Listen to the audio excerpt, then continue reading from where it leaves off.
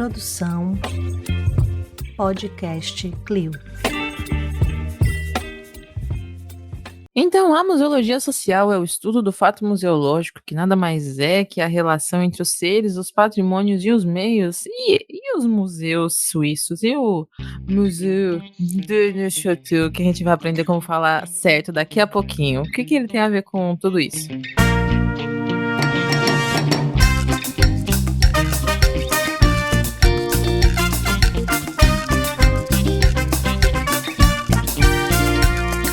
Alô, Brasil! Como vocês estão hoje? Eu espero que bem, porque hoje a gente chegou com um tema pancada, viu? Como diz aqui na Bahia, vai vir com força. Então, tô aqui euzinha Juliana Gueiros, e para essa maravilhosa banca temos Gustavo Nalva. Olá, queridos ouvintes, tudo bem com vocês? Olha, o tema polêmico hoje. E furando a bolha, hein? Furamos a bolha internacionalmente hoje, aqui, ó, de novo. De novo, porque já furamos uma vez com outro país europeu. Agora a gente tem que procurar gente na África e na Ásia, pra gente furar mais ainda. Sim, já estamos Vamos aos poucos, mas vamos sempre. E hoje a gente tá aqui furando a bolha com o nosso querido amigo Rafael Gomes, ouvinte da Museano e atualmente residente aí na Switzerland, também conhecido em português Suíça. Eu não sei como é isso, eu não sei. Aí você fale aí. Então, bem-vindo, meu amigo Rafael. Olá, todo mundo. A Suíça não tem um idioma oficial deles próprios aqui, mas é o idioma oficial menos falado do mundo. Então, geralmente chamam a Suíça de Suíça ou Schweiz, em alemão. Schweiz. Enfim, tem algumas discussões quanto a isso. Idioma aqui é sempre uma discussão muito interessante. Mas isso nos interessa hoje. Eu me chamo Rafael, sou Rafael Gomes, sou um homem, tenho 35 anos, moro aqui na Suíça fazem 5 anos e hoje trabalho no Museu de Neuchâtel, que eu não sei como é que se fala corretamente, já que eu também tenho o meu sotaque brasileiro, então esse negócio de falar corretamente, falar errado, é só se o cara não entendeu, se a pessoa, o interlocutor entendeu ou não entendeu. Pra mim, essa é a margem do correto e do incorreto. Então, é isso. Vamos falar um pouquinho sobre decolonização e ver por que a Suíça tem um apelo um pouco especial nessa discussão.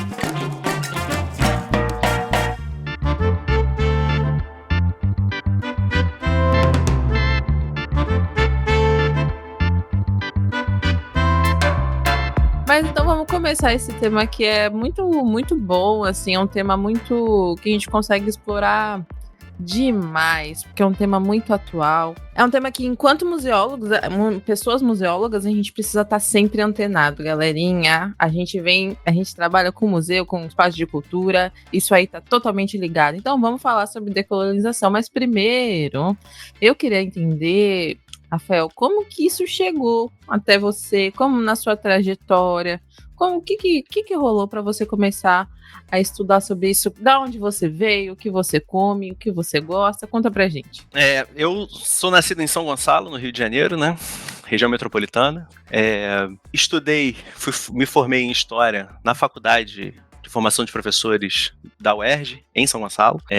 E durante a minha graduação, eu comecei a trabalhar num museu, que era um pequeno museu em Araruama, na região dos Lagos do Rio de Janeiro, que era o Museu Arqueológico de Araruama.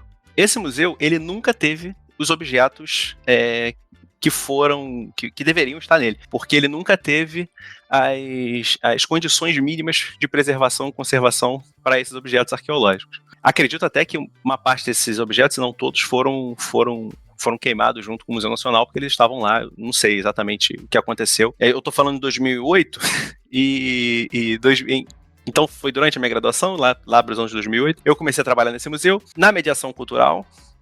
Foi o meu primeiro contato direto, assim, com trabalho em museus, e fiquei lá durante uns 4 anos. Na verdade, esse pequeno museu era um museu de política, né? Ele se dizia um museu arqueológico, mas era um museu que ele servia só para sustentar uma certa política local da época. Então não se fazia assim, né? Nada de muito, como vamos dizer, sofisticado em qualquer senso, qualquer coisa que você entender de museu. Mas então, eu comecei a trabalhar nesse museu, me formei na universidade em História e comecei a trabalhar como professor de História até o ano 2018, bom, fazendo um grande resumo aqui, eu decido com a minha esposa sair do Brasil, a gente vai para a Itália, passa um ano na Itália e vocês sabem o que aconteceu em 2020, a Covid chega na Itália antes de todo mundo e a gente tinha saído um pouco antes e vindo para a Suíça e acabou que a gente ficou aqui, até porque a gente não podia voltar, não dava, nessa época estava tudo fechado e tal. E eu tive a oportunidade em 2021 de trabalhar no Museu de História, aqui na Suíça, e eu quis continuar a voltar. Na verdade, eu quis voltar a essa área dos museus, que foi uma área que eu deixei de lado por conta, vai lá, eu era professor e tenho um filho que agora está 14 anos, mas ele era menor na época, então não tinha como ficar mudando de área assim toda hora, não é tão fácil. Vocês sabem muito bem que, principalmente na área do museu, no Brasil, enfim, não é fácil para ninguém. Consegui trabalhar nesse museu e entrei no mestrado de estudos museais da Universidade de Neuchâtel, onde eu me formei há pouco tempo. E foi na faculdade que eu fui confrontado com algumas coisas que antes eram muita teoria, assim. Só para dar um exemplo muito prático, durante uma apresentação, a gente estávamos um grupo da faculdade no museu e estávamos numa sala colonial. E nessa sala, neste museu, era apresentado dois lados da mesma moeda, entre aspas. Um lado, o lado do colonizador, e o outro lado, o lado do colonizado. E não tinha como dizer, não tinha uma crítica no que era o lado do colonizador ou o lado do colonizado. Colocavam dois lugares e diziam praticamente leiam os dois, escutem os dois, vejam os dois e entenda como você achar melhor. E eu achei aquilo um pouco absurdo, né? Porque a gente não está falando de dois pesos na mesma medida, né? Nós estamos falando de um ato de opressão, que é o colonialismo, e um ato da defesa do oprimido. Então, colocar isso numa mesma balança já quer dizer alguma coisa. E quando eu falei isso, quando eu indaguei nesse sentido, o professor que estava lá com a gente, que se diz uma pessoa muito desconstruída, né? Esse professor, ele disse que eu era muito descentralizado para entender esse assunto. Então, assim, num primeiro momento isso já me chocou, porque ele simplesmente acabou fazendo o quê? Ele me desautorizou a falar de um assunto por conta da minha origem, ou por conta da origem daquilo que eu leio, que eu lia, etc, etc. Então, aquela foi a primeira vez que eu fui confrontado a ideia do que é realmente um poder colonial, mesmo nos dias atuais. Então, eu comecei a estudar nesse sentido, e durante o meu percurso, eu tive a oportunidade de fazer um estágio nesse mesmo museu que eu trabalho hoje, que é o Museu de História Natural de Neuchâtel, e onde eles estão fazendo uma exposição, que vai abrir agora aqui no fim do ano. Inclusive, deixo aqui o convite, quem quiser, se tiver outro ouvinte por aqui por perto e quiser ir ver no dia 16 de dezembro, eu vou dar uma visita guiada em português. Vai ser a primeira vez que o museu vai fazer uma visita guiada em português, essa oportunidade, e então quem quiser ir vá, mas enfim, essa exposição é uma exposição chamada Nomear a Natureza, em tradução livre, e ela fala sobre a viagem de um naturalista ao Peru, e as relações coloniais entre a Suíça e o Peru, entre a Suíça e a própria Suíça, e fala um pouco sobre o poder do homem europeu, o homem suíço, sobre a natureza. E aí, quando eu comecei a estudar o assunto, comecei a estudar para a exposição e comecei a estudar também para a minha dissertação, eu entrei a fundo nisso aí e descobri que era um assunto que não tinha sido estudado, que a própria história do museu era um vazio. E a gente pode falar um pouco mais para frente, a gente vai falar um pouco mais para frente da história desse museu, que é muito particular e que tem uma ligação muito estreita com o Brasil. Tinha um prato cheio ali para a gente discutir e debater, e foi o que eu fiz. E foi assim que esse tema acabou caindo no meu colo, meio que sem querer, porque antes eu queria estudar outra coisa, também dentro da decolonização, mas eu queria falar mais sobre história da ciência, e a ciência sendo como uma nova religião, o museu sendo um templo, né, dessa nova religião do século XIX, que foi a ciência. Mas esse museu, ele foi um achado, assim, e também todos os dias, é uma coisa que eu gosto muito desse museu, a equipe é maravilhosa, é um museu muito para frente, muito aberto, enfim, assim que esse tema veio parar nas minhas mãos e eu tô vendo o que fazer com ele ainda. Já vou avisar que a gente tem a Fabiana, que a gente gravou o episódio com ela, que é lá de Saint-Denis. Ó, Fabiana, já dá pra você ir na exposição, viu? Você tá mais perto que a gente, pelo menos, é um trenzinho. Um pouquinho mais perto. E eu aproveitar que a grande cidade de Araruama foi citada aqui, mandar um beijo pro Gabriel Bastos. Gabriel Bastos, que faz o Grillcast lá, que é o nosso querido menino Araruama. Também é professor de história lá na cidade. Araruama, cidade de qualidade de vida. E perguntar pessoal, você sente falta daqui do Brasil? Sinto falta das pessoas, né? Dos meus amigos, da minha família, do meu filho que mora aí, que vem pra cá final de ano, as férias ele passa aqui comigo, mas durante o ano todo é sempre muito complicado. Mas do Brasil eu sinto um pouco menos falta, assim. Olha, eu não vou te julgar, não. Acho que até a gente que tá no Brasil sente menos falta do Brasil, a gente não tá muito legal mesmo, assim. Mas eu amo o Brasil, tá, gente? Mas assim, tá cada vez mais difícil essa relação tóxica. Enfim, vamos continuar falando sobre relações tóxicas, não é mesmo? Estamos aqui pra isso. E, Rafael, assim, levando em conta a sua trajetória e como esse tema surgiu, como você sofreu, né? Mas como você se deparou, né? Com esses enfrentamentos, assim, colonização, decolonização na pele mesmo. O que você vai ter um entendimento sobre decolonização a partir dos seus estudos, a partir da sua linha de pesquisa e a partir da sua vivência. Então, eu queria saber aqui para você, assim, em termos gerais, o que é a decolonização, né? A palavra decolonização e o conceito dela, e se você consegue, a partir das suas experiências aí, enfim, dos seus estudos, se você consegue citar alguns exemplos, você pode, na verdade, citar alguns exemplos de ações decoloniais, creio, ou ações que estão dando certo, mas também se você tiver exemplos de coisas que estão dando errado, igual a que você já trouxe, assim, né, do museu, essa dicotomia sem narrativa, porque é o que a gente fala, a gente precisa de dialogia, né, a gente precisa de diálogo, de conversa dentro dos museus. Esses exemplos, assim, que você poderia dar pra gente. Bom, vamos lá. Agora, primeiro, eu acho que para a gente entender o que é decolonização, primeiro, decolonização é um termo em construção, né? A gente ainda está construindo isso, ainda não existe. Eu acho que existem vários conceitos de decolonização, mas nenhum deles ainda é o conceito cristalizado. Espero que permaneça assim, porque acho que a descristalização de um conceito faz parte do conceito de decolonização. Mas, de qualquer forma, eu acho que para a gente começar a entender o que é decolonização, a gente precisa entender o que são as relações coloniais. E no contexto suíço, por exemplo, essas relações coloniais são muito particulares, porque a verdade é que a Suíça, oficialmente, nunca teve uma colônia. A Suíça não fez como Portugal, Espanha, França, Inglaterra, nunca saiu por aí navegando e colonizando os outros. Então, como que a gente vai falar sobre uma relação colonial da Suíça com qualquer outro país? E isso é, por exemplo, algo que se pergunta muito por aqui. Ou se perguntava muito há uns anos atrás, hoje já está... Vamos dizer assim, a maior parte das pessoas e pesquisadores já entendem que existe uma participação colonial suíça direta e indireta. Temos vários museus, principalmente de etnografia, estudando o assunto e fazendo trabalhos maravilhosos nesse sentido.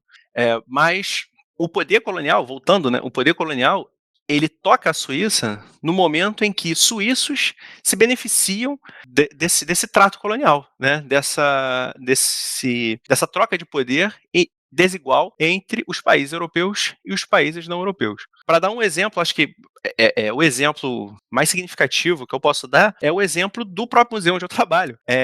Que se a gente for traçar a história dele, lá nas raízes da história dele, a gente vai chegar a um camarada chamado Davi de Pury, e esse Davi, ele tem uma estátua dele hoje na principal praça da cidade.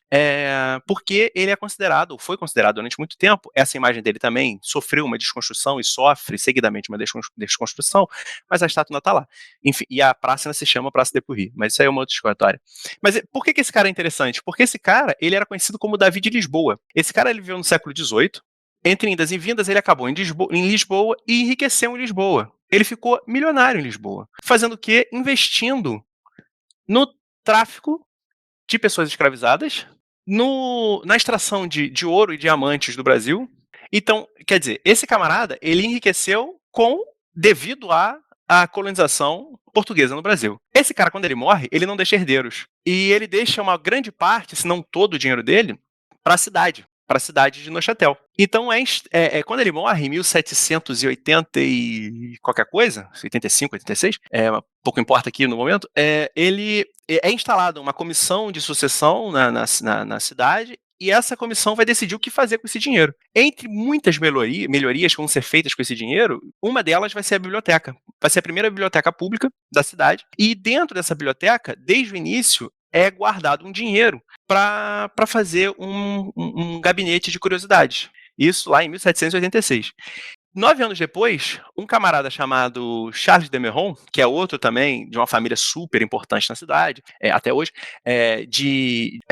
um cara também que é muito famoso também, é considerado, enfim, foi bem visto na sociedade durante mais de um século. Os trabalhos que se fazem sobre ele também geralmente são trabalhos agenda positiva. Mas esse camarada, ele era um mercenário que trabalhava para a Inglaterra e para a França e ia lutar nas colonizações. Então, ele lutou na África do Sul, ele lutou contra os holandeses na África do Sul, né? Ele lutou em pequenas ilhas ali entre a Ásia e a Oceania, e ele trouxe para a Suíça diversos espécimes e objetos etnográficos.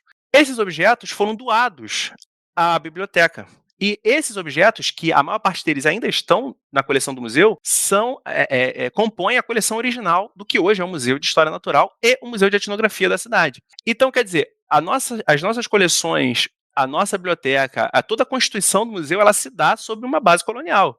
Nós temos um cara que enriquece com o tráfico de pessoas escravizadas, com diamante, com ouro, que, enfim, a gente sabe muito bem como é que foi feito, e o outro que dá uma coleção que é toda tirada de colônias. Inclusive, esse camarada, ele trouxe 2 escravizados para a Suíça, e um deles que se chamava Pedro, que era lusofônico, digamos assim.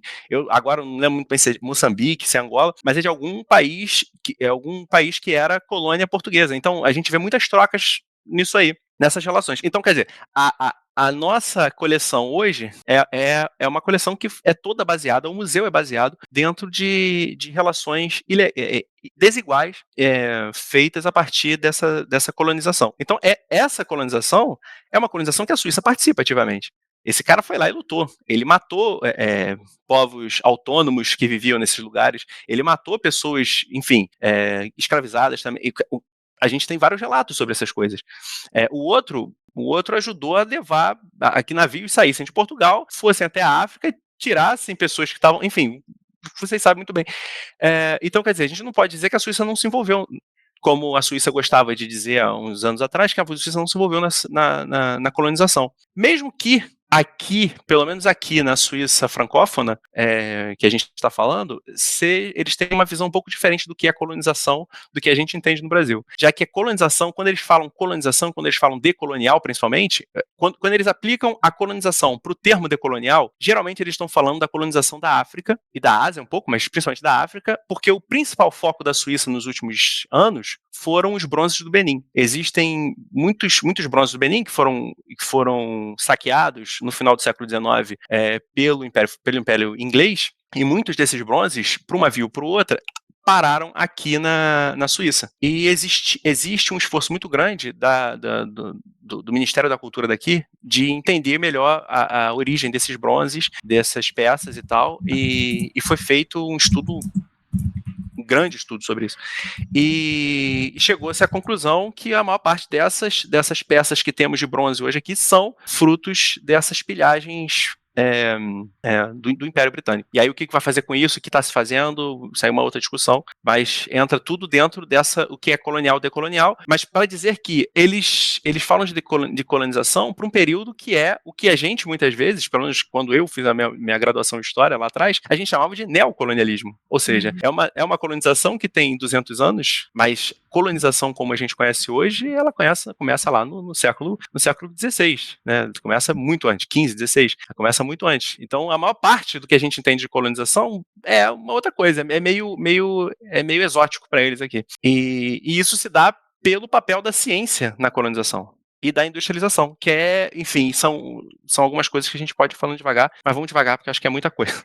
Sim, e você acha que teve influência esse negócio do Benin, da Suíça estar nesse trabalho de pensar isso? Porque acho que foi em 2022, não foi? Que a Alemanha ela devolveu umas estátuas para a Nigéria, né? Que era o antigo reino do Benin e tal. Você acha? Será que teve alguma influência? Com certeza. Na verdade, a Suíça, ela tem pesquisadores muito competentes e tudo mais, mas ela segue muito as tendências da França e da Alemanha. Então, em 2016 ou 2018, não lembro muito bem, o Macron ele vai para o continente africano e anuncia que a França vai se esforçar para devolver os objetos que foram roubados e tal. Uma politicagem barata, né? Uma politicagem, enfim, que a gente conhece muito bem e que foi feito lá atrás. Só que, e aí? O presidente anuncia isso e o Ministério da Cultura francês, os museus franceses precisam se virar para fazer isso se tornar realidade, porque na verdade o que acontece é esses objetos estão jogados num depósito e ninguém sabe nada sobre eles. Então vai começar um movimento muito forte de procura de proveniência, né? Esse termo realmente é um termo que eu não sei como se usa hoje no Brasil, porque eu acho que eu nunca falei ele em português.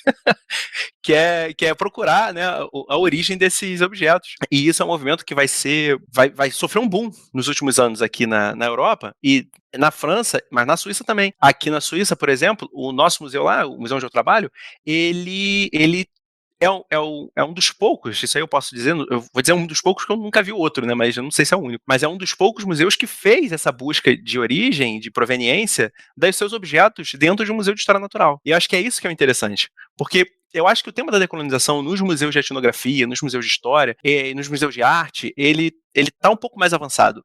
Mas eu acho que a grande diferença que a gente pode falar aqui é pensar isso no Museu de História Natural, que é completamente diferente dos museus de arte, dos museus, enfim. Acho que os museus científicos, eles atuam de forma diferente, eles são museus diferentes em vários aspectos, do que outros tipos de museus, e na decolonização, eles são museus colocados muitas vezes meio de lado, mesmo que eles ocupem um posto central nessa discussão, porque no século XIX, durante muito tempo, os objetos de arte feitos fora da Europa, pelo que esses caras da época chamavam de povos primitivos, eles não ocupavam museu de arte. Eles precisavam de um lugar para estar. E esse lugar nunca era no museu de arte. Porque entre as incapacidades dos primitivos estava a de não conseguir fazer ciência e a de não conseguir fazer arte. Então, esses objetos estavam onde? Eles estavam no Museu de História Natural. Eles estavam no Museu de História Natural, que, por exemplo, no caso do Museu de Neuchâtel, voltando de novo para ele, era um museu de história natural e etnografia. Esses objetos etnográficos, e aliás, eu brinco aqui às vezes que a etnografia é a história dos outros, né? Porque aqui os museus de história você tem a história local. Tudo que não é da história local eles colocam no museu de etnografia. Só nisso a gente já tem um certo estatuto de interesse, de hierarquia que foi reforçado pelos museus no século XIX.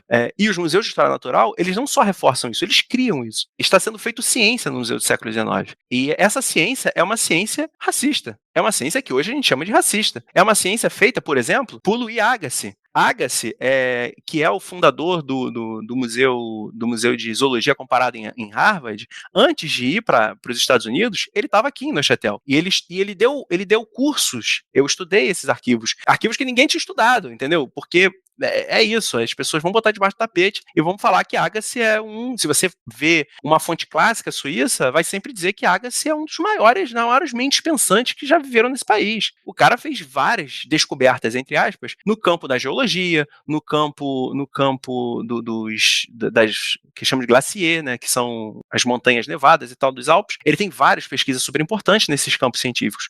Mas, por outro lado, o cara acreditava que homens brancos e homens pretos não faziam parte da mesma espécie. Eram espécies diferentes, pô. Peraí. E que só os homens brancos eram capazes de fazer ciência. Esse cara vai pro Brasil em 1865. Esse cara, ele tem uma importância ímpar na ciência do século XIX. E é ele, junto com o Louis Coulon, que era o diretor do museu na época, que transforma o Neuchâtel de uma cidadezinha de 6 mil habitantes em um polo científico na Europa Central no século XIX. Então, assim, não é qualquer coisa, sabe? A gente não tá falando aqui de uma galera que seguiu tendência. A gente tá falando de uma galera que lançou a tendência. Esses caras, eles tratavam com Humboldt, com grandes pesquisadores, naturalistas da época. Em 1838, para dar um outro exemplo, a gente tem um suíço chamado Tschudi, que é, vamos dizer assim, o artista principal, entre aspas, da nossa exposição, que ele vai ao Peru. Pô, o que ele faz no Peru hoje, eu não sei se ele sairia com vida do Peru, sabe? Porque ele chega lá, ele mata os animais que ele tem que matar, ele faz o que ele tem que fazer lá como naturalista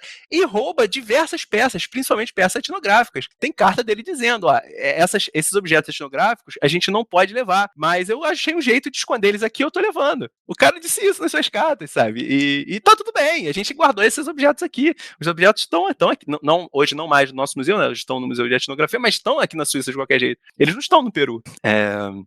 Mas para os objetos de história natural, tem ainda uma outra. Eu acho que tem ainda uma outra pergunta que a gente não se faz, geralmente, que é a quem pertence a natureza? Porque a questão é essa. Quando a gente fala, por exemplo, de objetos de animais naturalizados, de espécimes, esses espécimes, eles pertencem a quem? Eles pertencem à comunidade autônoma, por exemplo, que vivia naquela região específica onde aquele animal foi morto? Ele pertence ao Estado? Ele pertence a ninguém, já que é um animal? E qual é a importância desse animal para aquele país? Qual a importância, por exemplo, de um canário, sei lá o quê, que tem 1 milhão de canários desse em São Paulo, de a gente fazer uma repatriação desse canário específico para um museu em São Paulo, por exemplo? Voltando ao tema da decolonização, quando a gente fala de decolonização nos museus de história natural, é um papo um pouco diferente. Porque aqui na Suíça, por exemplo, eles dividem muito claramente, e eles são bem organizados para fazer algumas coisas, e isso eu achei que é interessante, que eles fazem, eles dividem as procuras de proveniência e um pouco também essa história de decolonização em 2 campos.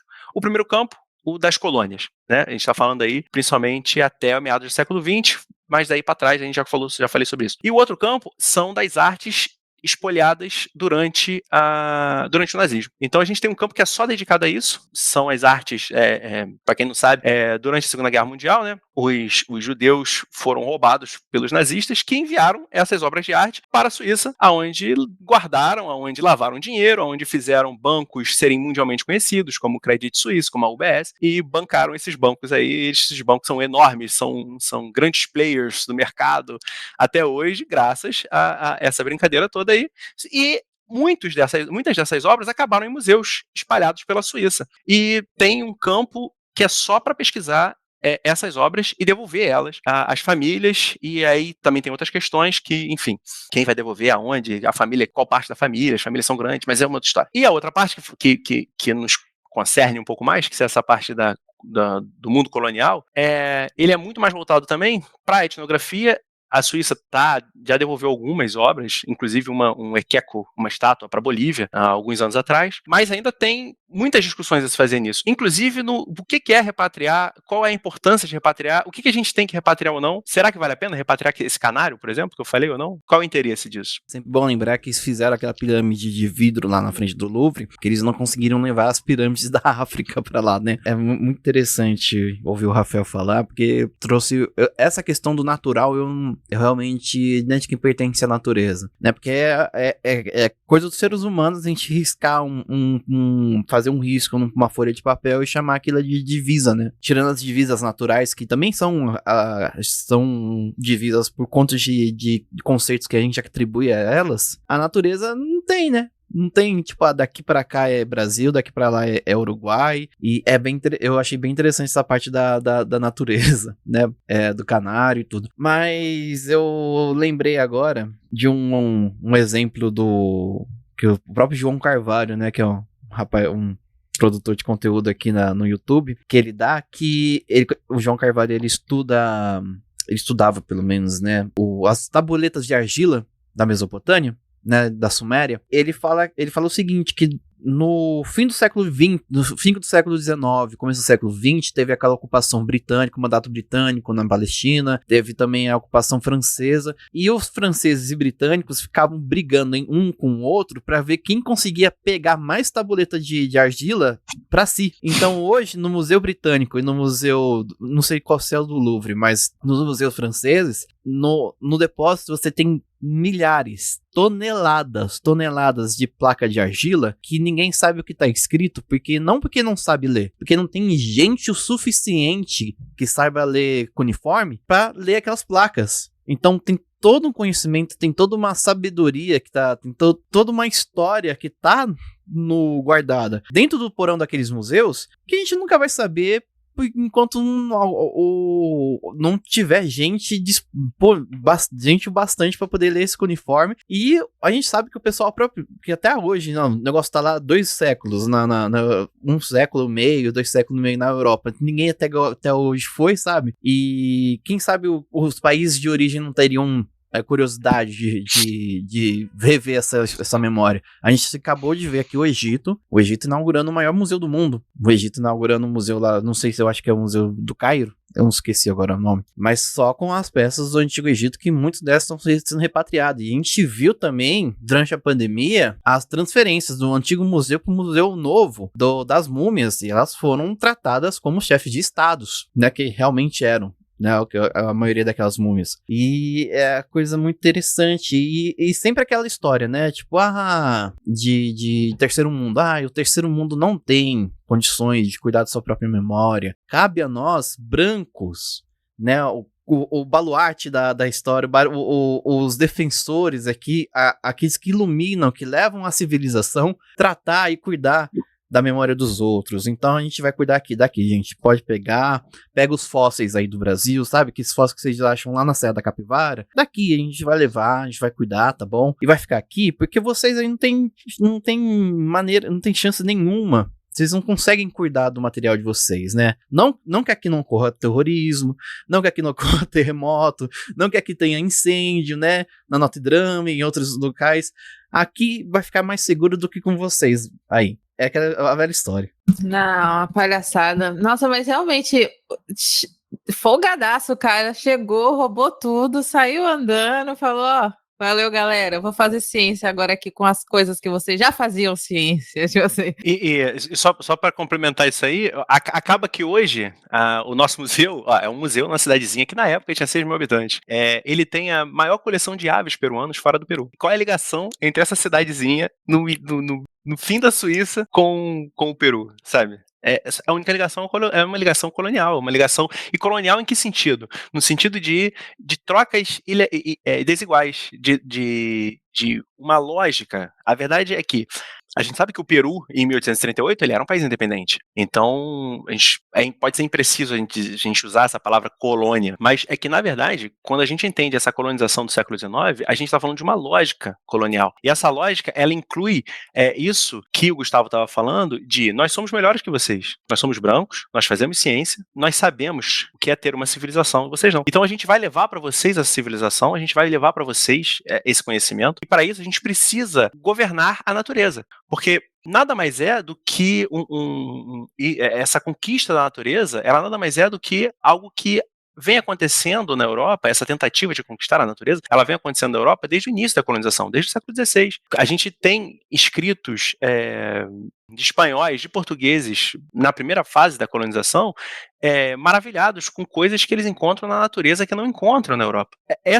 Esse maravilhamento, ele vai ser rompido pela ciência. E a ciência, ela vai passar a ser a gente não está mais só maravilhado, a gente quer explicar por que isso acontece. Mas a gente não está nem aí de como vocês explicam isso. A gente vai explicar da maneira racional, da maneira científica, da maneira principalmente pós-revolucionária, né? Pós-revolução francesa, que é onde a gente tem uma mudança de episteme profunda na Europa, e essa mudança que ocorre durante todo o século XIX, ela ocorre principalmente por conta do desenvolvimento de um tipo de ciência específico, que é o tipo de ciência que vai trazer a civilização junto dela. E essa civilização é a civilização que pegou todos esses objetos que estão hoje, não só no Museu de Neuchâtel, mas no Museu Nacional de Paris, no Louvre, no Museu Britânico, e aonde for, em qualquer museu da Europa, e transformaram o museu como um instrumento da colonização. Que eu acho que o grande ápice disso acontece na França com o Museu da Colonização. Acontece em Tervuren, na Bélgica, com o que hoje é o África Museu, que é o museu que foi o Museu do Congo Belga, sabe? Que é tenebroso o que a gente encontra nesses lugares. É tenebroso para nossa cabeça de colonizados, né? Porque na cabeça do colonizador é a maravilha, estamos levando bem, estamos fazendo bem, estamos levando para lá, como a gente vê por aí. E essa relação desigual, então, entre, por exemplo, o Tchudi e o Peru, ela se dá exatamente no que o cara chega lá e ele já chega com um status que um pesquisador peruano não tinha. Por quê? O Tchudi, apesar dele ser conhecido como o naturalista que fez o que aconteceu, ele não estava sozinho. Ele não só não estava sozinho, como ele teve a cooperação do Museu do Peru, que já existia o Museu Nacional do Peru na época, e cooperaram com ele. Mas ainda que cooperaram com ele passou a perna nesses caras, sabe? Então, quer dizer, porque, por exemplo, ele traz peças que ele não poderia trazer. E ele diz isso. Então ele sabia que ele não podia trazer. Porque em 1822, ó, o cara chega no Peru em 1838, ele vai embora em 41. Em 1822, já existia uma lei de proteção dos objetos arqueológicos no Peru. Então isso já é algo que os caras estão pensando na época. Mas e daí? E daí? Quem sou eu para me submeter à lei desses caras? Tem cartas que ele troca com Agassi, por exemplo, que ele fala sobre os crânios dos povos originários andinos, e que obviamente você vê ali que existe uma nuance de comparação, porque a craniometria está na moda nessa época. Esses caras, eles acreditam nisso, como acreditavam durante a Segunda Guerra Mundial, mas isso é uma outra história, não é outra história, né? É um desenrolar dessa história. E o Agassi, ele estuda esses crânios, porque esses crânios estão aqui no Museu de Etnografia de Neuchâtel. Ele traz esses crânios, que são objetos proibidos, e não poderiam ter saído do Peru. E aí entra uma outra questão, Juliana, principalmente, que é a questão do... Eu acho que esses museus poderiam pedir isso de volta, mas eles nem sabem que estão aqui. Eles nem sabem quanta riqueza deles está fora deles, está fora do país deles, pô. Porque, como eu disse lá no início, isso está escondido num depósito. Se você tentar agora entrar, por exemplo, no Museu de Etnografia de Neuchâtel, se você entrar agora no site e tentar procurar a coleção do museu, pô, eu te dou um prêmio se você achar esse crânio, por exemplo. Não acha, porque é uma zona, é mal feito, é mal escrito, é mal documentado, mal inventorializado, porque não tem gente. Bom, vou te falar, a Suíça é um país rico, sim, mas aqui tem problemas, são alguns problemas parecidos com o que tem no Brasil. Tem pouca gente trabalhando em determinadas áreas. O governo não libera o dinheiro que deveria liberar para contratação.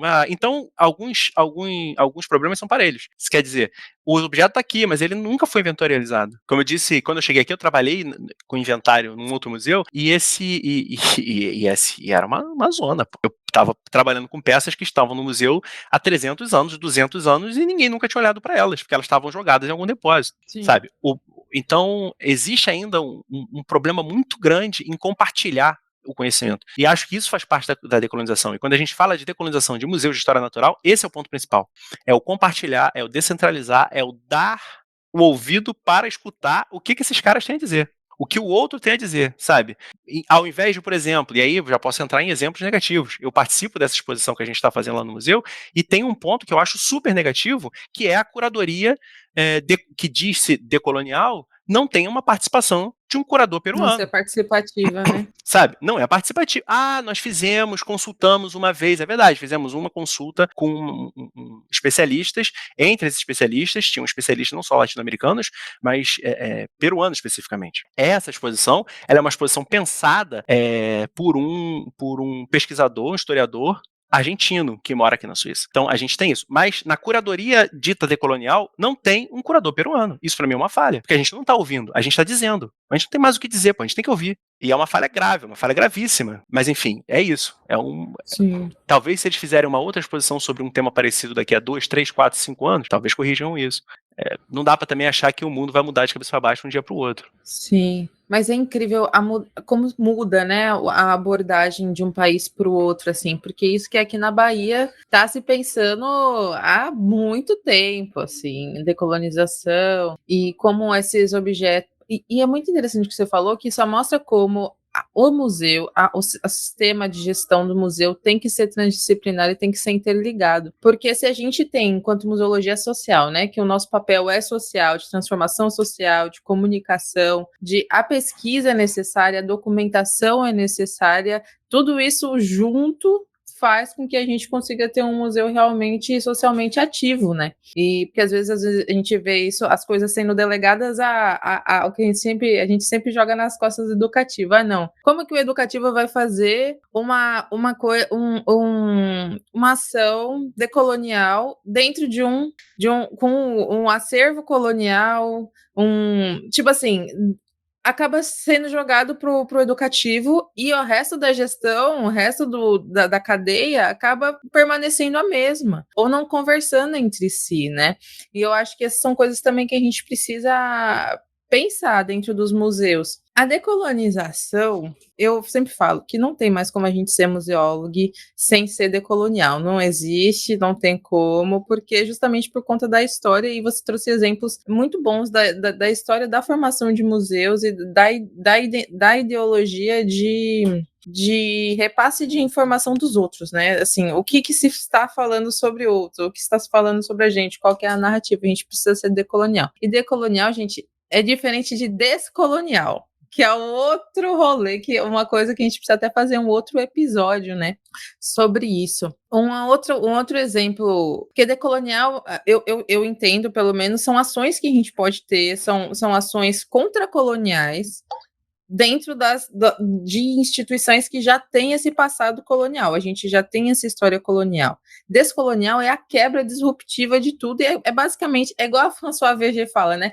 É acabar museu, começar tudo de novo, se for o caso, a gente vai de novo, porque descolonizar é realmente acabar com o que tinha antes, isso é quase impossível, se a gente for pensar em museu. Mas, assim, pelo meu entendimento de decolonização e descolonização, na próprio entendimento da palavra, né? Mas um exemplo que você me fez pensar, Rafael, foi um exemplo muito importante aqui para a Bahia, que é o exemplo do Nina Rodrigues, que foi aquele médico que foi um dos pais do eugenismo, né? Dos pais não, mas ele foi um dos professor, assim, ele foi do racismo médico, né? Ele foi um médico e tudo mais. E basicamente, o que acontece? Tinham por exemplo, um clássico que é a máscara mortuária do Lampião, os crânios de cangaceiros. Essas coisas todas, assim, estavam eram meio que uma coleção que há pouco tempo atrás estava no DPT, que é o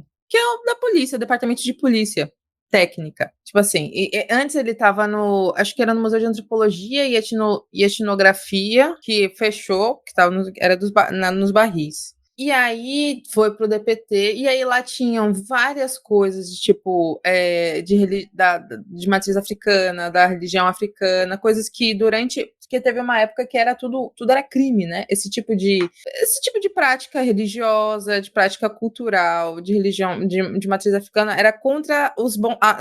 Tinha uma polícia dos bons costumes que vinha e basicamente prendia e pegava todos esses objetos. Mas, enfim, isso tudo hoje tá onde? Tá na Reserva Técnica do Mafro, o Museu Afro Brasileiro da Universidade da Bahia, da Federal. E aí, tá tendo o processo de catalogação, de ressignificação, de repatriação.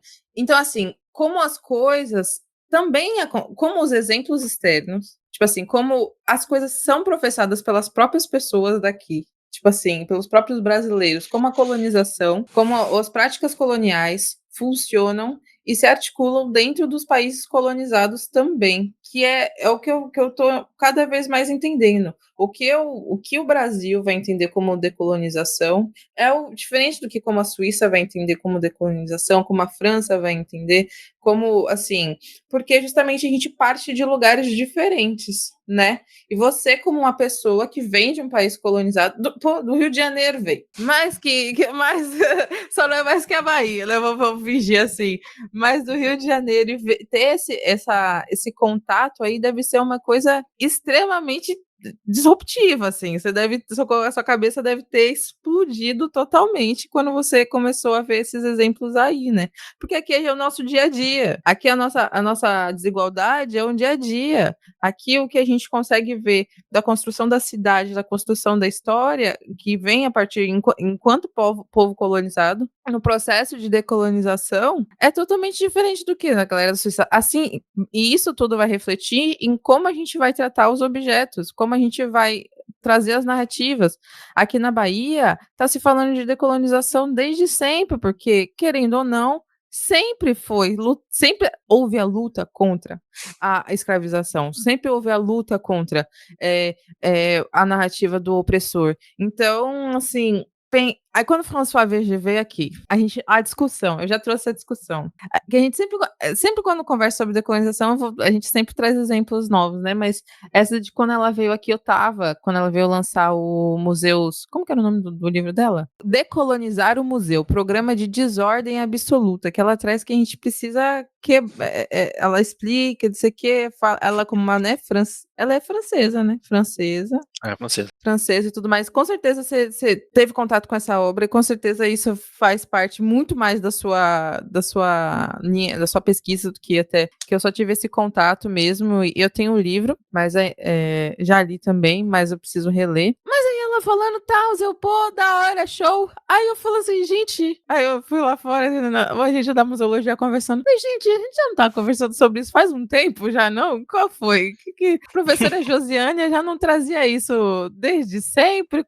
E por que isso aqui tá cheio e as coisas que a professora Josiane faz não ficam cheio? O que tá acontecendo? Por que a gente ainda precisa dessa pessoa de fora para falar sobre um problema que a gente já conhece? E como a decolonização é uma coisa constante dentro da cultura, dentro da museologia. Desculpa te cortar, mas eu preciso muito falar sobre isso, porque eu acho que a gente tem muito essa necessidade de ter alguém de fora falando por nós, quando na real a gente tem que dar muito valor a muita coisa que se faz no Brasil hoje. Como eu disse, eu tô acabando meu mestrado agora, tô para começar um doutorado no ano que vem.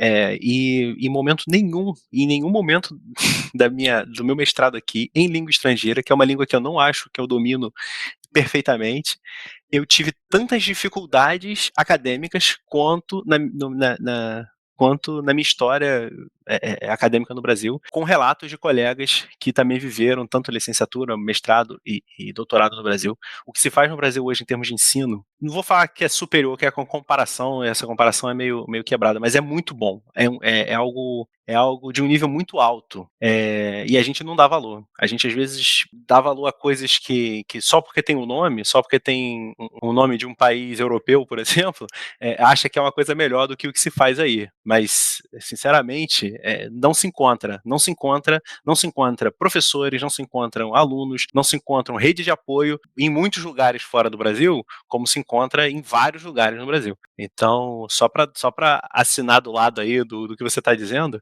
a gente precisa muito parar de querer achar que o que vem de fora é maravilhoso, o que se faz aí é meio mais ou menos. Hoje, por exemplo, a gente tem que escutar muito o que já foi entrevistado aqui, né, por vocês, o Bruno Brolon Soares, por exemplo, que eu não sei como é que é aí no Brasil, mas aqui fora ele tem um nome gigantesco, assim. Ele é referência e todo mundo que eu falo sobre esse assunto pergunta se eu já li, se eu conheço, se não sei o quê, só porque a gente é, enfim, do mesmo país, né? Isso aí é uma outra história, né? Das pessoas acharem que... Ok que ele é do Rio também, mas as pessoas acharem que do Rio de Janeiro a Belém do Pará é como daqui a, sei lá, 20 metros daqui. Mas, de qualquer forma, é só isso, só para assinar isso aí, que realmente tem que dar muito valor ao que se faz no Brasil. É de um nível muito alto e, às vezes, a gente não dá um determinado valor, principalmente no nome das coisas. É isso, façam o que você quiser com essa informação. Sim, sim, com certeza. E acho que eu vou ficar mais feliz ainda quando, tipo, sei lá, perguntarem: você conhece Nego Bispo? Você conhece, tipo, sabe, outras vertentes da sabedoria popular, da sabedoria da cultura brasileira também chegue para fora, sabe? Para além do que já que seja mais, que sejam vários, que sejam de diversos lugares, não do eixo, por exemplo, galera do Rio do Norte, do Nordeste, que vá para além, assim. Aí eu acho que isso aí é o que a gente luta, né? Dentro da museologia, que outras perspectivas sejam, pessoas com deficiência sejam conhecidas fora. A cultura deve ser vista por fora, também para fora. E então é bem interessante isso. Você já trouxe alguns exemplos, né, do museu, por exemplo, essa exposição que vocês estão pensando agora. Como que ele tá. Você já trouxe a partir da história mesmo do roubador de passarinhos. Como que vocês estão pensando, mas eu queria saber um pouco mais. Como o museu está lidando com essa ideia? Tipo assim, como que, por exemplo, a exposição, né? Acho que a exposição já é uma ação entendo de pensar a decolonização dentro do museu, de pensar essa quebra da narrativa única e tudo mais. Mas vocês estão pensando também em repatriação? Como é que está sendo? Porque você também já trouxe exemplos de outros museus, né? De outros. Não lembro se o exemplo que você trouxe antes era do seu museu, que estava devolvendo umas coisas. Não necessariamente. Não era, né? Então, se está pensando, ou se tá no plano, tá na pauta, como que você, dentro disso, né, enquanto uma pessoa uma brasileira, latino-americana, sem dinheiro no banco e tudo mais, apenas um rapaz latino-americano, o que você tá achando desse tema? Se você chegar no seu museu e falar assim, galera, é que o seu museu já tá pra frentex, pelo que você falou, né? Mas se você chegar em outros museus, pelos europeus, chegar num suíço aí e falar, e aí a repatriação em nada ainda? E aí? Como que eles vão lidar? Eles entendem? Como que é isso, assim? Como que você enxerga essa relação no seu dia a dia?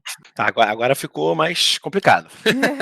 Agora ficou mais complicado. Porque vamos primeiro falar do Museu de História Natural de Neuchâtel. Acho que é um ponto singular, assim, do diretor aos estagiários. É um museu que é muito para frente, assim. Eles são muito progressistas, que parece que é alguma coisa mais ideologia política, mas não é o caso. Eles são muito afim de fazer progredir as coisas, eles são muito abertos ao novo. O que é assim, uma oportunidade, pelo menos para mim, é uma oportunidade maravilhosa poder trabalhar com essas pessoas. Então, eles, antes de fazerem a exposição, primeiro, como é que essa exposição ela começou? Esse pesquisador, ele veio ao museu com a pesquisa dele sobre o Tzu, que é esse mais do que ladrão, ele era um caçador também, né? Enfim, tem várias faces. Então ele veio com a pesquisa sobre esse camarada e o museu quis abrigar essa exposição. Então teve essa primeira abertura. No ano passado, o museu fez uma conferência com vários pensadores e pessoas que estão pensando na decolonização de partes diferentes do mundo, inclusive o Bruno Brulon Soares veio no museu. Na época eu não tive a chance de conhecê-lo, eu não estava no museu nesse final de semana, nessa época, então eu não conheci, mas ele veio para essa conferência. Então, quer dizer, é uma discussão que se tem dentro desse museu já faz bastante tempo. A primeira janela de procura de proveniência, por exemplo, foi uma janela de 2 anos, janela eu digo porque teve investimento público, e o nosso museu quis correr atrás disso, e correu atrás disso, conseguiu uma verba e conseguiu contratar pessoas que fizeram a procura de proveniência de alguns objetos da coleção do Tzu. Então, quer dizer, acho que realmente a gente está falando de um museu que não vou dizer que é fora da curva, mas ele é pelo menos um dos museus que estão no topo da curva, que estão buscando se abrir e são abertos à repatriação. Mesmo que a gente tenha que imaginar o que é essa repatriação, como eu estava dizendo, dentro de um contexto de museu de história natural. Talvez a gente esteja falando de espécimes tipo, né, que são aqueles espécimes que guardam o nome de uma espécie e que tem uma importância científica, ou não sei, um ou outro espécime de alguma espécie que seja extinta. Enfim, entendendo como for, eu acredito, e não falo pelo diretor, mas eu acredito que é um museu que esteja muito aberto, inclusive a fazer repatriação. E não só isso, a gente está tentando fazer, a nossa conservadora, ai meu Deus, a curadora de documentação lá do museu, ela está tentando verba para fazer vir à Suíça um pesquisador para que essa pessoa possa estudar aqui as nossas coleções, sabe? Então, existe mesmo uma tentativa de vários lugares do museu de fazer avançar esse diálogo e o que a gente possa entender como decolonização. Isso que a Juliana estava falando como decolonização. Que concordo com tudo que você falou. O Brasil está há 2 milênios na frente da Suíça, e não só da Suíça, nesse sentido, mas, infelizmente, a gente ainda acha que precisa ler esses caras com nome esquisito para ter alguma credibilidade. Deixa eu falar um negócio que é isso, assim, eu vejo como uma urgência. Falar de decolonização na Bahia, não, no Brasil, é uma urgência do colonizado. E, tipo, a gente às vezes segue essa lógica do colonizado de procurar o colonizador, de tipo, né, de ter essa referência do colonizador e tudo mais. Por isso que é uma quebra que a gente tá tentando, assim, né, olhar para dentro e saber que a gente faz ciência, a gente é cultura, a gente é tudo. Mas enfim, só para seguir dar um fechamento no assunto, se a gente olhar um pouco mais os museus de etnografia, né, que é onde geralmente se discute mais decolonização, nós temos casos que estão sendo feitos trabalhos assim de vanguarda mesmo aqui para a região, que é o caso do Museu de Genebra, do Museu de Etnografia de Genebra, que está nesse momento aberta ainda uma exposição sobre a Genebra colonial. Então eles também estão falando sobre isso, também é um assunto que está sendo tratado. O próprio Museu Nacional Suíço está nesse momento com uma exposição aberta que fala também da Suíça colonial. Então você vê que é realmente um tema que está na moda aqui. É um tema que as pessoas estão comprando nesse momento. Em contrapartida, existem outros museus que ainda estão há 10 anos atrás. Ainda estão discutindo se a Suíça teve papel colonial, ainda estão discutindo, e aí, o que a gente faz com isso?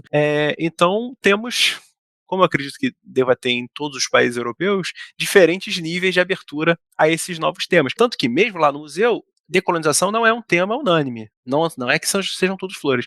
É que as coisas avançam. Apesar de que existam pessoas que ou não são muito ligadas no tema, ou acreditam que a gente deveria se esforçar para fazer avançar outras coisas dentro da ciência, porque estamos falando de um museu científico, então tem outras preocupações, talvez, não sei, mas tem outras desculpas para não se preocupar com a decolonização, por exemplo. Existem pessoas que acham que é bobeira, ou no máximo é coisa que a gente pode pensar mais para frente, deixa para os outros pensarem isso, deixa para os colonizados pensarem isso. Mas, enfim, eu conheço museus de etnografia que não estão pensando nisso agora. Estão com outros problemas, acham que tem problemas maiores a pensar do que devolver objetos roubados. E tem museus que estão realmente investindo e devolvendo, porque existe dinheiro público nisso agora. O Ministério da Educação, o Ministério da Cultura, ele está investindo pela segunda vez em fazer essas pesquisas de proveniência. Como eu disse, tanto para a arte roubada durante o Terceiro Reich, quanto a objetos etnográficos, artísticos, arqueológicos vindos para a Suíça durante o período de colonização. Então existe dinheiro público, existe vontade pública nisso aí, eleitoria ou não, pouco importa. Eu acho que a gente também precisa, eu estou falando aqui no nosso sentido, mas eu acho que isso deve caber em algum momento aí também, parar de discutir o porquê quer fazer isso e aproveitar que estão querendo fazer. Porque dentro do que estão querendo fazer, já que estão querendo fazer, vamos fazer coisa boa. Vai ter gente fazendo coisa ruim, vai ter gente fazendo coisa boa, a coisa ruim não vai se provar, a gente vive no campo da museologia, é um campo científico, de certa forma, e dentro do campo científico, querendo ou não, tem coisas que não se sustentam, e faz parte do jogo. E a gente deixa o que não se sustenta para trás porque a gente está pensando algo em a longo prazo. Museus são instituições, muitas vezes centenárias, ou bicentenárias, e a gente não muda instituições enormes desse jeito, de um dia para o outro. É um processo, e é melhor que esse processo esteja indo para um lugar mais aberto, mais descentralizado, um lugar onde as pessoas tenham mais voz. Mas por quê? Porque a gente decide depois. Vamos fazer avançar. Talvez seja discussão aí para próximas gerações, mas a nossa precisa fazer alguma coisa. Show. E quando você traz isso para a galera lá, o que é, tipo, você quando... Não sei, porque o seu museu, beleza. Pelo visto, tá mais aberto. Mas e o resto da população, assim? Existem... É isso, né? Existem diferentes pessoas para o mesmo problema. Por exemplo, no meio acadêmico, eu tive alguma resistência para falar sobre esse tema. Não só eu, como eu tenho colegas que estão fazendo dissertações de temas também sensíveis, e aqui parece que aqui eles gostam de colocar os problemas debaixo do tapete um pouco mais do que a gente. Então, por que o país é maravilhoso? Porque não se fala dos problemas. Não se fala dos problemas, não tem problema, sabe? Acontece por algumas coisas por aqui. E no caso dos museus, acontece bastante isso. Então, por exemplo, uma coleção que sumiu de um museu. Tem um caso de uma colega que quer estudar uma certa coleção sumida e ela não consegue, porque o museu não responde ela, não quer saber, porque é um problema sensível. Aqui as coisas viram tabu com muita facilidade. Inclusive, quando eu defendi a minha dissertação, eu tive esse retorno de que era um tema tabu que eu estava falando. E na minha cabeça não é tema tabu nenhum, como você acabou de dizer, é um tema que se discute largamente, por exemplo, aí na Bahia, acredito também em São Paulo, no Rio de Janeiro. Enfim, se discute por quê? Porque é um tema do nosso cotidiano, é um tema do cotidiano do colonizado. Mas do lado do colonizador é mais difícil. Tem que entender isso também. É mais difícil. É a vergonha, né? É a isso, vergonha. É isso. A gente tá colocando o dedo na cara dos caras e falando, olha a besteira que vocês fizeram, pô. Quando você coloca o dedo na cara de alguém, é muito mais fácil quando alguém coloca o dedo na tua cara, pô. Mas e daí? Você tem que lidar com isso. E eles têm que lidar com isso. Isso é, assim, é complicado dizer isso, mas isso é problema deles. Eles que se virem com isso. Quando eu falo Olha a hora se não são as consequências dos seus próprios atos. Exatamente isso. E quando eu falo com eles aqui, acho que a maioria das pessoas tem uma abertura para entender, não, é isso, vamos ver, vamos o diálogo e tal, não sei o quê. Mas eu acho também que eu tô inserido hoje num contexto favorável para isso. Não foi meu contexto aqui desde que eu cheguei na Suíça, muito pelo contrário. Já passei por situações aqui muito complicadas, mas enfim, não cabe aqui hoje. E nem sei se vai ser para sempre. Já como eu disse, existem outros museus que eu tenho contato, museus que eu tive contato durante não só o mestrado, mas durante essa pesquisa, e que são muito fechados para esse tema, que não estão a fim de fazer isso agora, que não se vem fazendo esse tipo nem de coisa nunca, agora. né? Provavelmente nem nunca, é isso. É porque é exatamente isso, se não vão fazer agora que tem dinheiro disponível para isso, vão fazer quando? Sabe? Não vão fazer. Então, eu quero falar uma coisa, assim, que eu tava refletindo aqui. Eu acho que, antes de tudo, na questão da decolonização, pra nós, é também um reconhecimento de classe. Por quê? Porque quando a gente tá tratando aqui, né, de um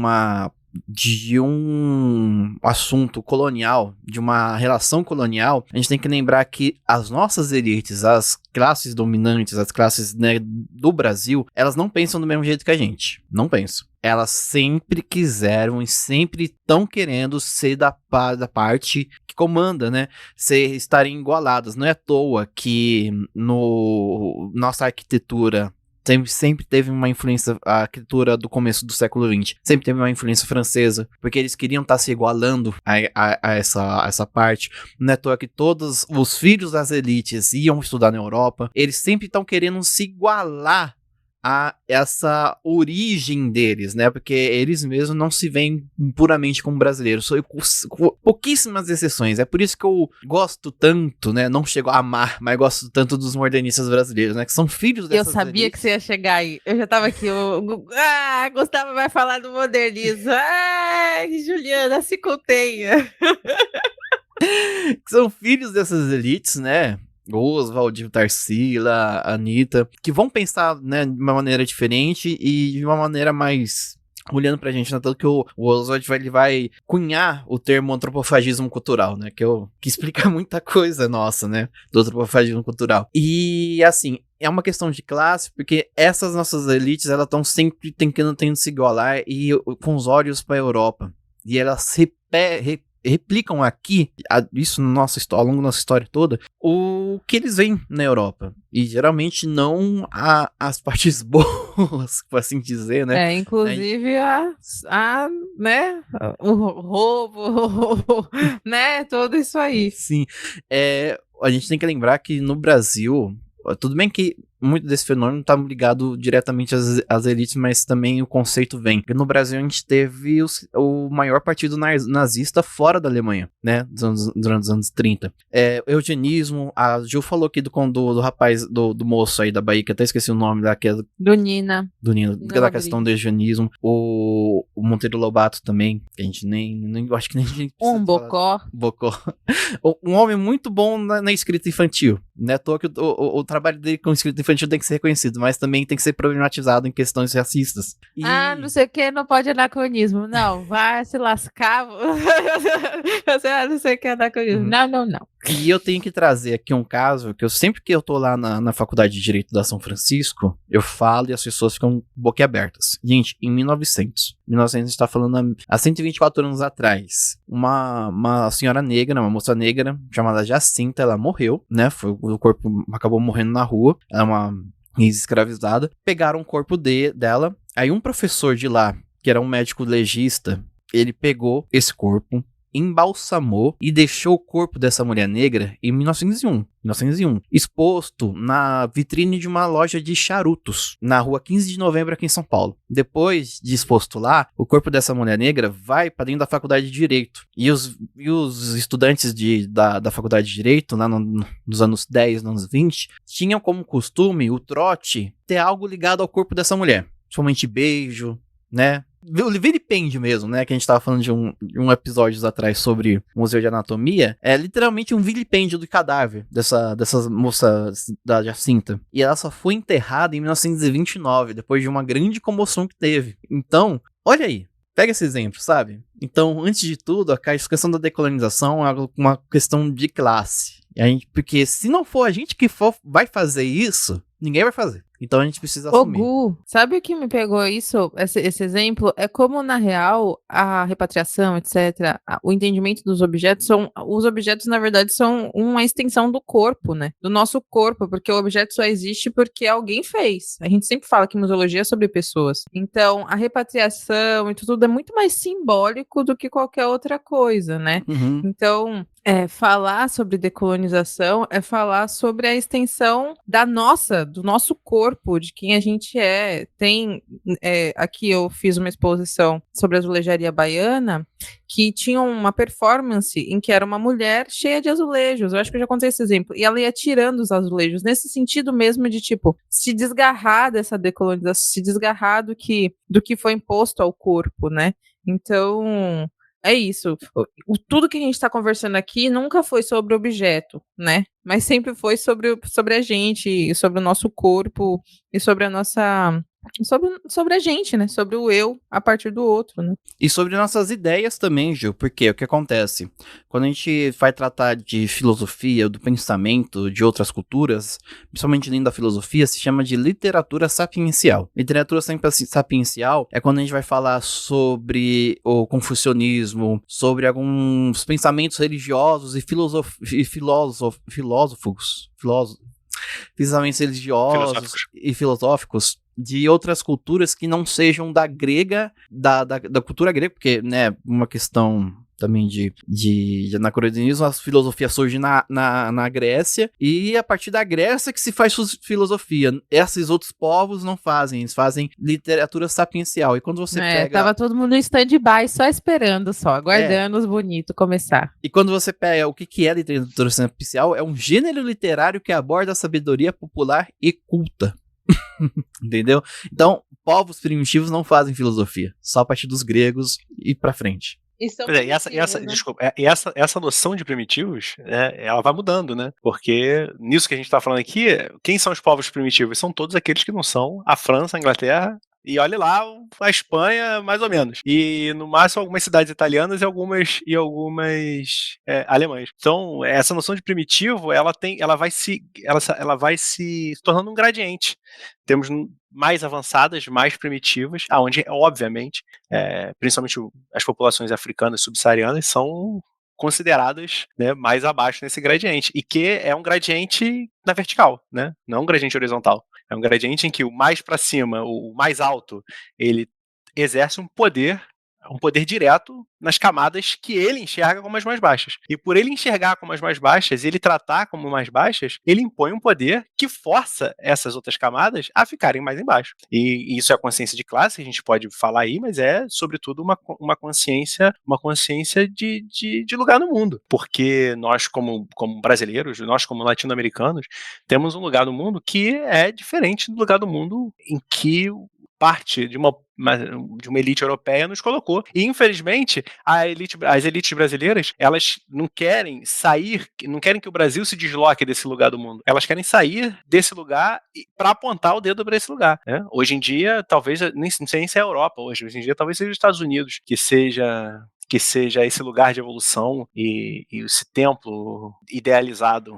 de uma boa parte das elites brasileiras. Mas enfim, acho que isso aí também, a gente pode ficar aqui o dia todo falando sobre isso. Tanto que, assim, eu acho que o Hugo trouxe exemplo do modernismo, ok, todos eles estão aí, mas nenhum deles é decolonial, por exemplo. Tipo, que já é uma coisa que a gente já tá mais avançado, assim. Eu entendo, mas eu gosto do modernismo, tá, Gu? Só fico te enchendo o saco mesmo. Então, a gente, né, você falou um pouco das suas experiências e tudo mais, mas hoje falou de como você está vendo hoje, como você consegue se perceber dentro dessa discussão para com as outras pessoas aí da Suíça e quiçá da pessoas da Europa, assim, no geral, né. Mas, assim, você já falou que o negócio tá meio embaçado, né, a questão politicamente falando aí, tem algumas coisas que a gente também tá vendo aqui, um crescimento absurdo da direita e uma coisa que a gente tá tentando entender o que tá acontecendo ainda, né. Oi, São Paulo. Eu não vou nem falar nada pra vocês, tá? Ainda bem que eu tô na Bahia. Mas ainda bem não, que aqui também não tá muito legal não. Mas, tendo essa realidade, como que você consegue ver essa como que você consegue prospectar, assim, como você consegue imaginar para o futuro essa discussão? Você acha que é um campo favorável? Você já disse que no seu museu, pô, tá todo mundo aberto, assim, mas numa questão mais geral, assim, como você acha que tá essas ideias um tanto quanto mais progressistas, assim? Eu acho que apesar disso tudo, eu acho que o campo decolonial, ele primeiro nunca teve tão na moda, o que dá para ele uma luz que ele nunca teve, não só a nível nacional, a nível internacional, o que dá a possibilidade de crescer coisas que antes não tinham essa possibilidade. Então eu acho que para quem se interessa pelo tema, é um bom tema. E convido aos colegas a fazerem teoria sobre isso, porque acho que falta teoria também. A gente está desenvolvendo uma teoria e a gente não pode deixar que essa teoria seja desenvolvida nos países colonizadores. A gente precisa tomar para a gente essas teorias. A gente precisa tomar para a gente as rédeas e dizer, olha, é aqui que a gente vai produzir o que é decolonização, é a gente que vai definir. São os colonizados que vão definir o que é decolonização. As regras do jogo precisam mudar. Por quê? Se é o colonizador que vai ditar a regra de como ele vai decolonizar, por favor, né? Por favor. Né? A gente sabe muito Fica a bem. mesma coisa, né? Acaba ficando a lógica do colonizador. Exatamente, a gente acaba aplicando a mesma lógica, mas com uma roupagem diferente. Né? Se a gente tem uma colonização que foi feita, por exemplo, com uma roupagem religiosa pelos portugueses, depois com uma roupagem científica no século XIX, a gente vai ter uma recolonização com essa roupagem cool, com essa roupagem progressista, com essa roupagem, enfim. Então a gente precisa tomar as rédeas disso, a gente precisa criar essa teoria. E a gente só faz isso com volume. Precisa ter gente fazendo, porque, como eu disse, tem muita gente que vai fazer coisa ruim, e é normal.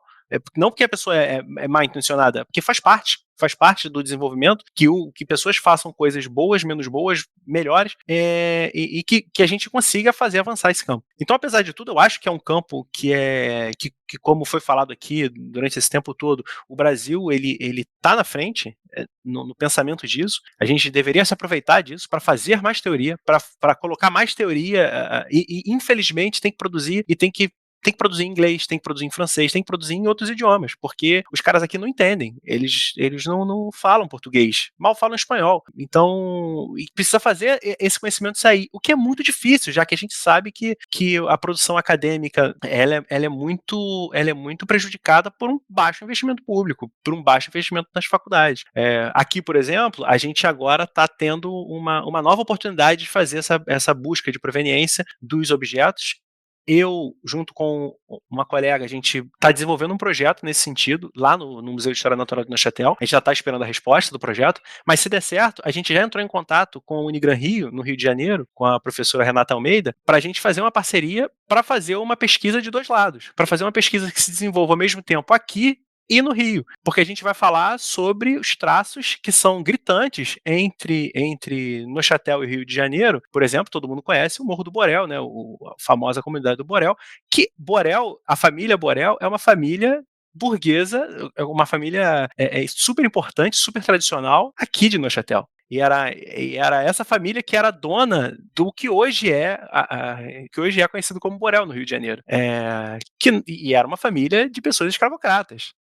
No Rio de Janeiro. Aqui não. Aqui existe sempre uma outra imagem, uma outra autoimagem que eles precisam fazer. Mas aí eles eram escravocratas. Então a gente precisa entender qual é a relação dessas pessoas, por exemplo, com o nosso museu. Porque a gente sabe que o Henri Borel, que um dos últimos, Eduardo Borel, Henri Borel, pessoas que estavam aí, tanto na Bahia, tanto lá no Solar do Unhão, né, no atual MAM da Bahia, quanto no Rio de Janeiro, eles eram todos escravocratas, estavam envolvidos em comércios triangulares, e todos eles são doadores para o museu. Todos eles são legatários, como a gente chama, né? Legatários no Museu de História Natural de Neuchâtel. A gente tem espécimes que foram trazidas enviadas por essas pessoas. Não só de história natural, mas também de etnografia, que a gente está tentando avançar nesse sentido, mas, enfim, é um outro museu, uma outra história. Mas se tudo der certo, a gente vai começar essa pesquisa, que eu espero que seja uma pesquisa mais descentralizada e que a gente consiga ter uma pesquisa feita em 2 lados. E se acontecer, vai ser maravilhoso aí durante o ano que vem. Então, o campo está aí. Não é fácil como nenhum outro campo mas eu acho que o momento é esse. O momento para fazer estudos dentro do que é decolonial é agora. Pode ser melhor daqui a tantos anos, mas isso vai depender da gente agora fazer ele se tornar melhor. Para os que vierem poder se apoiarem nos nossos ombros e irem ainda mais longe. E é assim que a gente vai construir esse campo aí, vai tentar fazer um museu menos centralizado e um museu um pouco mais coparticipativo. Tomara, né? É um pouco um sonho, é um pouco idealizado, mas vamos lá, vamos ver onde a gente Temos chega. que acreditar na utopia, né, meu amigo Rafael? A utopia sempre. Como diria Raul Seixas, sonho que se sonha só é só um sonho que se sonha só. Sonho que se sonha junto é realidade. Chique. É do Raul Seixas mesmo, porque eu sempre vejo essas frases assim, aí um nome totalmente diferente embaixo. Eu já vi ele, tem áudio dele cantando. Agora, se é dele, escrito por ele, não sei. Ai, gente, muito bom. Bom, como o Rafael sabe, a gente sempre no final de um episódio traz algum conteúdo que se relacione, às vezes até que se não relacione, mas a gente acha legal demais e queira compartilhar, um livro, um evento. Quem quer começar? Quer começar, Gu? Depois é Rafael? Quero começar uma indicação polêmica, né? Fazer uma indicação um pouco polêmica aqui. Indicar um filme da Marvel. Pode? Indicar o filme aqui, o Pantera Negra 1, e que esbarra em bastante questões decoloniais, assim, somente por conta do vilão, que eu esqueci o nome do vilão agora, Killmonger, eu acho que é Killmonger, que ele vai até um museu europeu, né, senta no trono e fala fala um trono que tá sendo exposto lá, que é um trono africano, e fala que aquilo ali foi roubado, fala isso na cara do curador do museu, e é bem interessante, muitas cenas ali do primeiro filme. E, inclusive, tem uma discussão, viu? Quem que é o verdadeiro vilão ali. Porque o T'Challa, o Pantera Negra, ele é um monarca reformista, né? Ele tá tentando manter o status quo de Wakanda. Já o que é dito vilão, ele é um vilão revolucionário, né? Ele já vem com uma outra pegada, então tem uma certa discussão de quem realmente é o vilão naquele filme. Mas é um filme bem interessante, assim, principalmente a questão do panafricanismo, né? É interessante, assistam, assim, né? É da Marvel, sim, mas é legalzinho, é bom. Dá uma assistida. É isso, a gente tem que valorizar também a cultura pop. Ela é cultura pop por algum motivo, né? Então, vamos... Eu acho que sendo assim... a discussão que chegou de um jeito acessível, né? Para as pessoas. Agora é a gente trabalhar em cima dela. E você, Rafa, me diga aí quais são suas dicas, suas indicações. Eu vou reforçar aqui o meu desejo que as pessoas façam mais teoria. Acho que a gente precisa fazer teoria. Então vamos ler um pouquinho de teoria. Às vezes a gente não tem muito contato com o que as pessoas fazem aqui, é a mesma coisa que as pessoas daqui não têm contato com o que fazem aí. Então, primeiro eu queria indicar a leitura de uma autora que ela é francesa, mas ela trabalha aqui na Suíça, que é a Claire Brisson, que é um livro que ela acabou de sair agora, que são coleções coloniais, que é super interessante. Acho que dá para entender muito bem a visão do colonizador do que são coleções coloniais.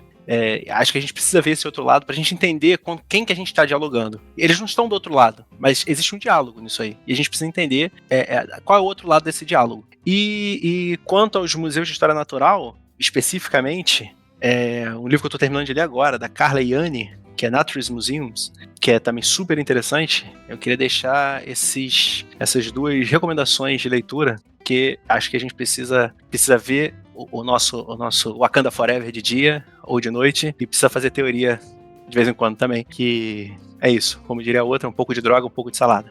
Exatamente. A gente já tem um filme, ó, você já pode ler, já ver os seus livrinhos que Rafael indicou, assistir o filme, pode ir na exposição que eu vou falar com os malês aqui na Casa das Histórias de Salvador. Fala sobre a revolta dos malês, uma revolta bastante importante, né?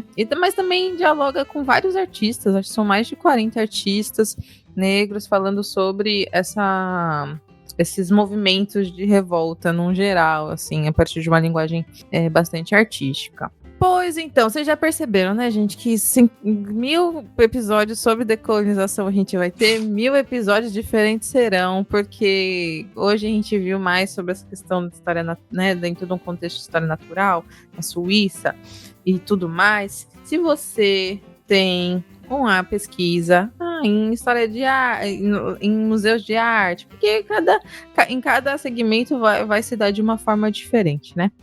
Então, história da arte, qualquer tipo de museu, venha conversar com a gente. O Rafael, que já vou chamar de Rafa, pois já é museander de antes, agora mais museander ainda. Ele procurou, na verdade, ele, né, lembra, não sei se vocês estão percebendo, mas a gente está procurando que vocês participem dos nossos episódios, porque a gente precisa de museanders falando sobre as próprias pesquisas, justamente para a gente conseguir fortificar o que o Rafael está falando também, que a gente consiga trazer mais teoria, que a gente consiga saber o que está sendo produzido de fato, né, que não seja só nós três escolhendo pessoas para ir procurando e vendo do que tá, mas o que vocês estão produzindo, o que está acontecendo na museologia em diversas partes, na Suíça, no Rio. Então, se você tem interesse de gravar com a gente, não esquece de ver lá o formulário, assim como o Rafa fez, e conversar, e preencher lá, que a gente chama vocês para conversar, para nós saber o que tá rolando na museologia. Fechou? Então, terminar aqui com esse convite, não se esqueçam disso, mas principalmente agora agradecer a nossa banca maravilhosa, Gustavo Nalva. Eu que agradeço a oportunidade de estar aqui discutindo um assunto tão sensível e tão importante para nós, né, tupiniquins, aqui do nosso Brasilzão. É preciso olhar para o que foi, assim, porque o nosso país, ele foi construído, foi construído e continua sendo construído a partir da exploração. Não só da nossa mão de obra, como também da nossa matéria-prima. A gente só muda o destino, porque os exploradores continuam sendo os mesmos, né? A gente tem empresas da Noruega, a gente tem empresas de outros países da Europa, em Minas Gerais, extraindo metais, né? Não, hoje em dia não necessariamente preciosos, mas metais que são preciosos para a indústria. A gente tem ferro, estanho, várias coisas sendo extraídas da terra, e isso aqui e isso colocando em risco populações locais. Vamos lembrar de Brumadinho, vamos lembrar de Mariana, de tudo que aconteceu por conta dessa exploração. Nós temos também outros tipos de exploração, como o que as próprias elites causam aqui dentro para exportação, porque eu não sei vocês, gente, mas a única coisa ontem que eu comi que era feita de soja, foi o óleo que usaram para poder fritar o meu arroz, né? Refogar meu arroz e fritar a minha carne. A única coisa de soja que eu consumi ontem foi isso, né? Sim, então por que carambas, né? E eu vou te falar que ontem eu nem comi carne. Ontem eu não comi carne de gado, eu comi salsicha. A única carne proteína que eu comi assim foi salsicha. E a gente sabe muito bem que é feita de papelão. Então. E carne de cavalo.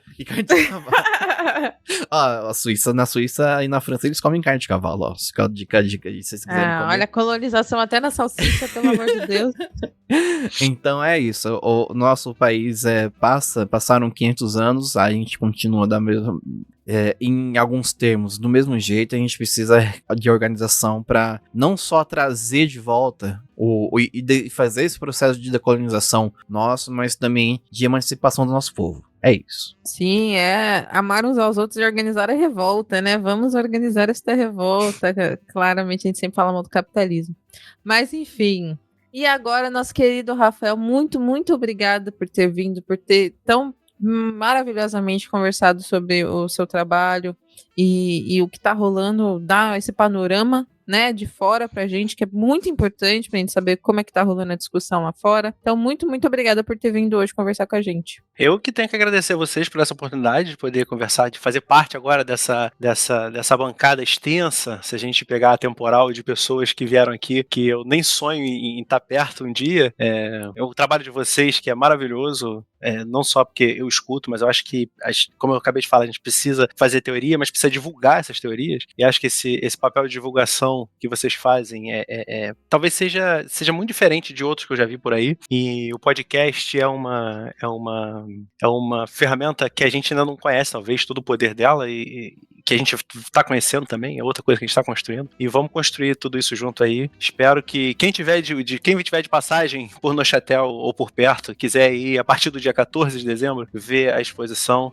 vá assistir, vai ver nossa exposição, vai ver que é uma exposição de história natural, mas que não parece nada com o que eu já vi, pelo menos dentro de Museu de História Natural. Se isso é bom, se é ruim, a gente pode discutir lá pra frente.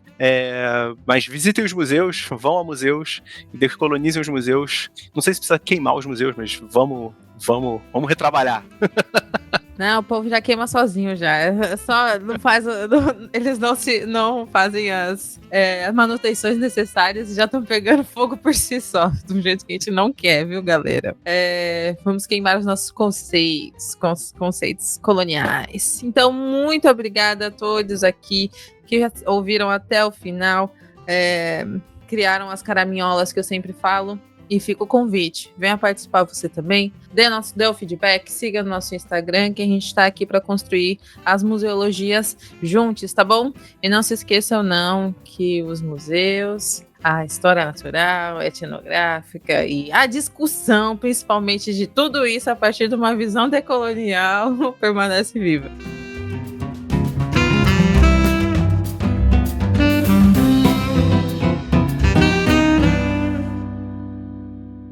Muito obrigado, vão com Deus, valeu. Santos!